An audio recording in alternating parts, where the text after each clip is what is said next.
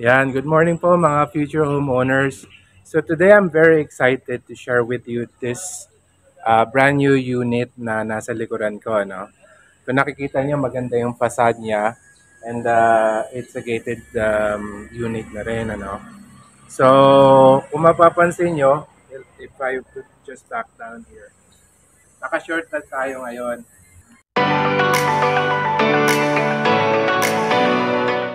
So bakit ako naka-short ngayon? Well, because this unit in particular na i-feature ko today is just about 11 lots away from us. Dun sa bagong unit na recently na-acquire din namin. Ano. So, I'm excited to share this to you. So, tara, let's go. So, puntahan po natin yung looban po niya. No? So, as you can see, yung bungad po ng facade ng unit, ito po ay meron po siyang carport. So, kasyang-kasya po dito yung sedan. Meron na po siyang gate. Ayan. Two-story po siya, no? Ayan. So, well-lit po yung kanyang harapan. And now we'll go inside, ano, para makita natin. So, ayan po. Tara, pasukin po natin. So, ito po yung carport niya, no? So, maganda yung kanyang looban. Ayan. So, let's go inside. Ayan. So, maganda yung flooring niya, no? Laminate floor. And kung makikita nyo, built-in na po yung kanyang cabinet. Meron po siyang island po dito. And then, it has a generous amount of cabinets po dito. Ayan. Ito, makikita niyo po yung bintana niya. So, the unit has 3 bedrooms and 2 baths. Ano? So, puntahan po natin yung labasan po niya o yung laundry area niya. So, ito po yan. So, yung laundry area po niya is approximately about 2.5 meters. Ano? So, of the 2.5 meters, kung titingnan niyo po, meron po siyang about half a meter pa na space. Ano? Medyo may construction nga lang po dito sa likod. But, nonetheless, kahit na magtayo po sila dyan, meron pa rin pong extra space dito sa may taasan niya. Ano? Ito naman yung sewage area niya. So dito, pwede kang maglaba if you wanna do your barbecues, ano? So pwede po dito. And then puntahan po natin yung CR number 1. So ito po. Ayan. So kompleto na po siya ng mga amenities. As you can see, may shower enclosure na rin po siya. And then yung kanyang division is hard plastic. Ano, so matibay po siya. Ayan. Ito po yung kanyang bintana, ano? Ayan po. So, puntahan po natin yung kanyang second floor. So, the stairway is about a meter wide. So, ayan po. And yung material na ginamit din sa staircase is hardwood. So, puntahan po natin yung masters niya. Yan.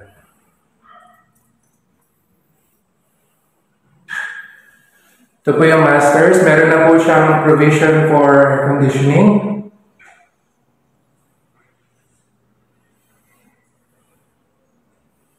Ayan po. Ito po ang pinakamaganda sa kanya, yung view. Yung view ng hill of Binangonan. So, ito niyo naman.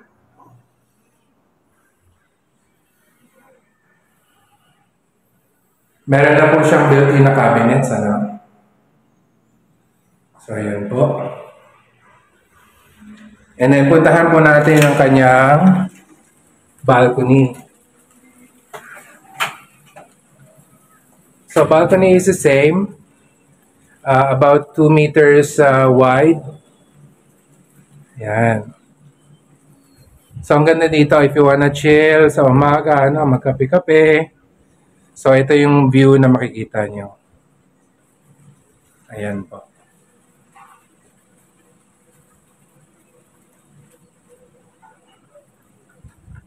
Ayan. So, ito po yung view naman po. Ito yung vantage point natin sa bedroom number 2 naman po. Tingnan po natin.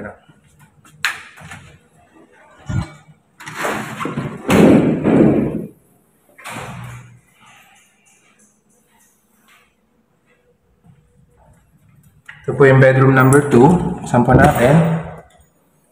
Yan. So, itong bedroom number 2 sa panganay niya. So, ito po yung kanyang vantage point. Again, meron din po siyang provision for air conditioning. Laminated po yung kanyang flooring. So, maganda. Yan. Kompleto na rin po ang kanyang mga fixtures. Andiyan na po yung kanyang plug and switches. Standard lang po yung kanyang ilaw, but you can make some changes if you want to. So ito po. Yeah. So we've now gone to room number 2. Let's go to room number 3. Yan po. Ito po. Room number 3 na po ito. So, ito po yung kanyang vantage point, Yan. Meron din po siyang provision for air conditioning. And built-in na rin po ang kanyang cabinet. Okay. And then, syempre, ito naman po yung comfort room number 2 natin, Yan. Same structure ng unang CR sa baba. Kompleto na rin po kanyang mga fixtures. Amenities, may built-in closet, may built-in na shower enclosure. So, ito rin po, again, is hard plastic. But this one is glass na po. So, ayan.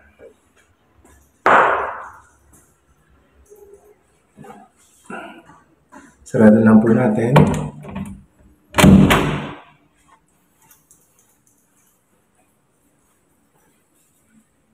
So, we'll be coming downstairs.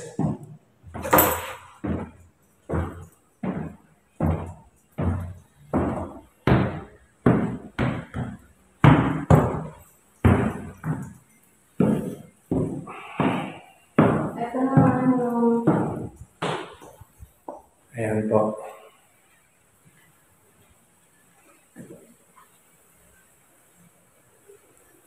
Yan. Ito naman po yung vantage point nyo pag sa labas na ng unit. Ayan. Ito naman po again yung view ng ating mountains. Ayan po. Now that we've seen unit number 1, tingnan naman natin itong kabilang unit. Dito naman po tayo sa unit number 2. Again, this has the same feature as the other unit, but just wanna show this to you again. Medyo iba lang po ang flooring niya, but it's still laminated,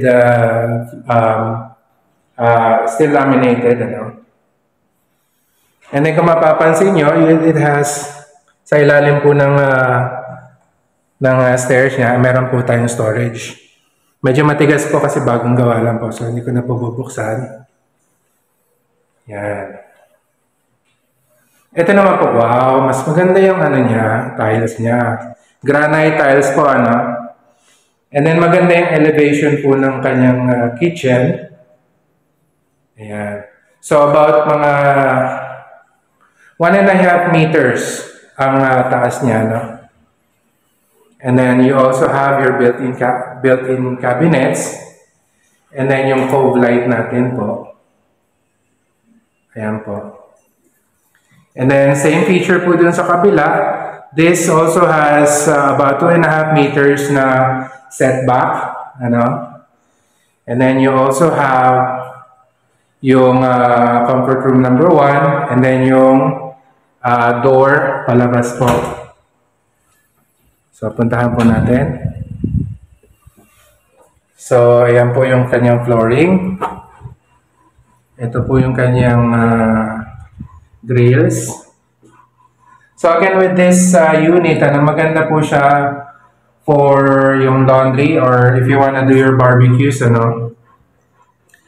So yung buong unit po niya dito po sa likod is about 2.5 meters po ang kanyang setback. Pero meron po siyang general space of about 0.5 meter para naman po may space po yung taas.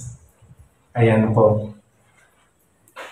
So, ibig sabihin, kahit na magtayo po sila dito sa likuran, meron ka pa rin pong space para sa taas, para meron pong breathing, may space po for breathing yung bintana po sa taas. Ano? Ayan po. So, yung kanyang pintuan, laminated wood. Yan, puntahan po natin yung kanyang comfort room, ano.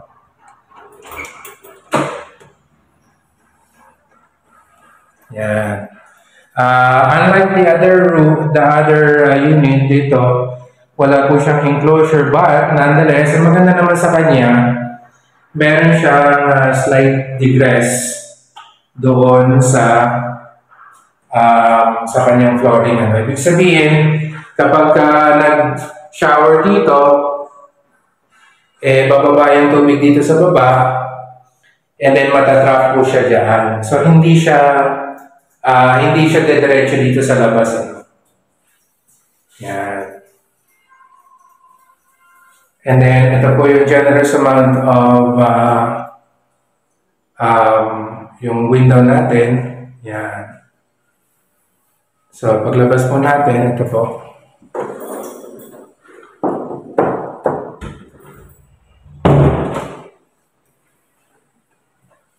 So, puntahan po natin yung second floor.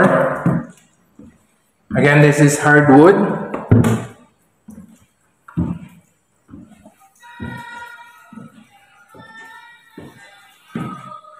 Ito po, ang kanyang second floor po, kung tatanungin nyo, ito po ay buhos.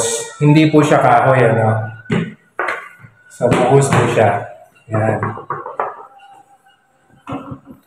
Hardwood po ang kanyang railings. Ayan po. Yan. Ito po ang view mo. Andito po tayo sa may masters, ano. So, ito po ang view mo sa room na ito.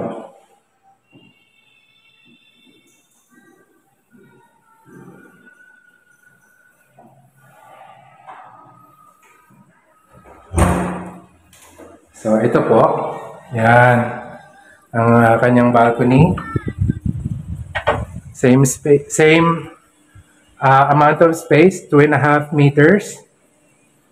So, kung gusto mo magkape-kape in the morning, tambay, so pwede po dito. Ayan po. So, maganda dito, kapag kauulan, meron po siyang maliit na harang dito para kung uulan man at mag-overflow, hindi siya pupunta diretso sa kwarto mo, no? Ayan. So, one thing I like about this place, particularly Greenridge Executive Village, is that yung amenities nila. They have a generous amount of amenities that you could choose from. If you're gonna be touring up the place, dito po sa may phase 1 natin, meron po tayong amenity for our clubhouse, which consists of a swimming pool and then a gathering area na rin. Ano. Dito po sa may phase 2, meron din po tayong kiddie playground area. No? Again, in phase 1, we also have a place for basketball aficionados. Ano? Now, the exciting part about this is that dito po sa may phase 2, meron po ibagong itatayo na bagong clubhouse which will be maintained by Santa Lucia. As of late, nakita namin yung clubhouse na tinatayo, almost complete na siya. Hindi lang namin alam kung kailan na magiging start day niya as to its opening, but we will definitely keep you posted once it's open.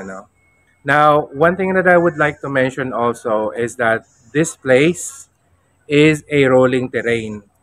Meaning, may mga features dito na medyo matataas and medyo mabababa, which gives it quite a character, especially if you're gonna be building a house. This place in particular na tinatayuan ko is elevated. So, if I were to move my camera over here, ayan, ayan po. Kung napapansin nyo, yung susunod na kalsada is medyo mababa na. So, yan. So, definitely, yung question ng baha is outside of the question right here. Kasi nga, dahil sa elevation niya. Pero syempre, hindi naman natin i-discount yung force majeure. Baka maaring ang mga sa susunod na mga taon, bahain siya. Pero not likely, One thing that I would like to mention is that Binangonan is one of the highest in terms of land elevation. Just to give you an idea, Binangonan is about 120 feet above sea level. So talaga mataas po siya, And then the train itself from where I'm standing, medyo mataas din po ang kanyang elevation. So, maganda po siya. And then, if mapapansin niyo po dito sa likod ko, ayan. So, nakikita niyo, napapansin niyo na napakahangin. This is because malapit na po tayo sa Manila Bay. If you were to drive approximately about 20 minutes from here, mapupuntahan niyo na po ang Pritil and Sitio Talim, where it's called the fishing capital of Rizal. Dahil nga po, Sitio Talim is where we get all the fishes from and where it's distributed all across Rizal. So, kaya po mahangin siya dito. Especially kahit na hapon, mahangin po siya. The wind is coming from the northeast. So, natural wind po siya. Kaya kita niyo naman, nagagalawan yung mga puno dito sa may likuran ko. So, yun lang po. So, again, for all of you whom are interested in purchasing this property, you can always reach us. The numbers will be shown here. Hope that we could talk to you soon. Cheers.